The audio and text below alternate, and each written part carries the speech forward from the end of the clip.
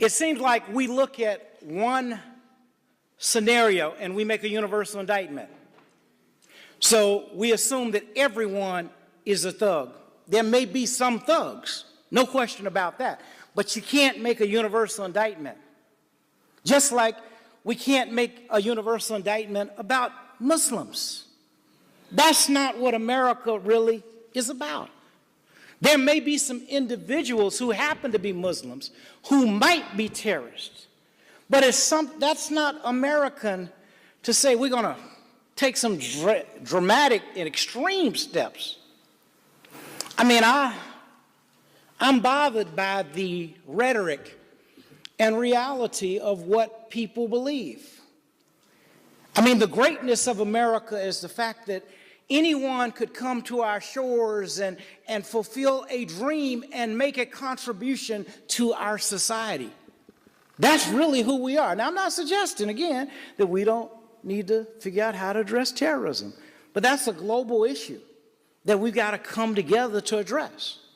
We cannot address it selectively and make an indictment and be afraid. I don't even understand how we get to this conclusion. Or I don't quite understand how we're going to build a wall to keep folks out. Man, now maybe some of you all get it. I mean, I don't know how we do that. I mean, not in what we call the United States of America. Now, maybe if we are something else, then perhaps that works. I don't know how we can live in a nation where the majority of the population happens to be female. There are more females than males. And yet you all allow society to pay you less than men for the same work.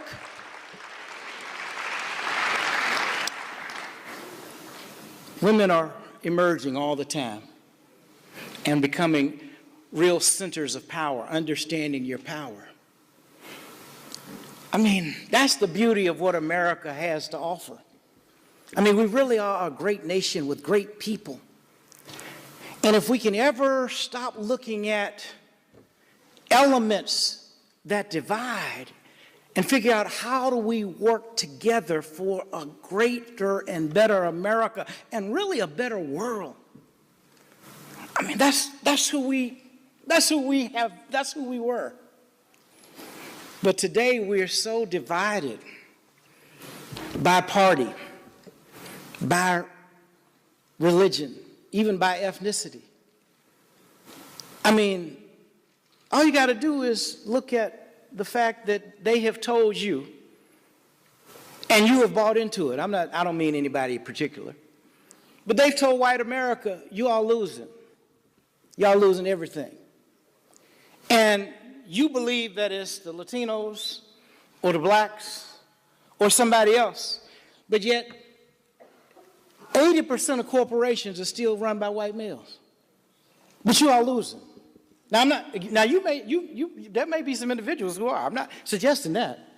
But I'm saying it's not like all of a sudden corporate America has changed dramatically and all the people who are in charge, all of a sudden you got all these black folk, all these Latino and Hispanics, all these Asians. Yes, there's some diversity, and that's good.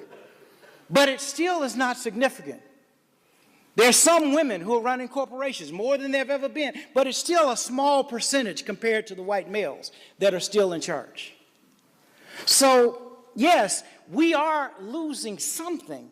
Maybe we're losing our values, shared values. Maybe we've lost our way. We've lost our way because, yes, our economic fortunes may be less than what we think they should be. And in this nation with all this wealth, something is wrong when 60 million people are living in poverty in the United States of America. What is going wrong? And it is leadership. But not only is that unacceptable, that's un-American. By now, we should have addressed and resolved the issue of poverty. And I'm not talking about social programs, giving somebody. I mean, yes, there are some that we will have to provide for. But if you teach a human being to fish, they can feed themselves and their families for a lifetime. And I'm not suggesting that, again, there may be some that we have to provide fish for, but by and large, we can teach people how to fish. That's what we are failing at. We still have the potential to retain being the greatest country in the world. We still have the strongest military, even though, I don't quite get it because we keep developing more technology to blow up something. I mean, guess what, people? You can't destroy the world but once. We probably have the capacity to destroy it 20 times, and we keep building more stuff. Well, we got to do this to stay competitive. With who?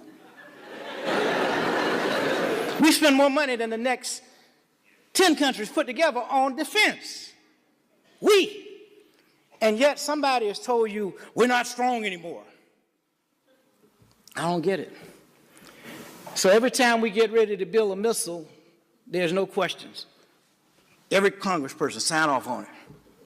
But anytime we try to do something for human decency and uplifting, we spend billions for death and destruction, we ought to at least demand that you spend an equal amount for life and the preservation of life.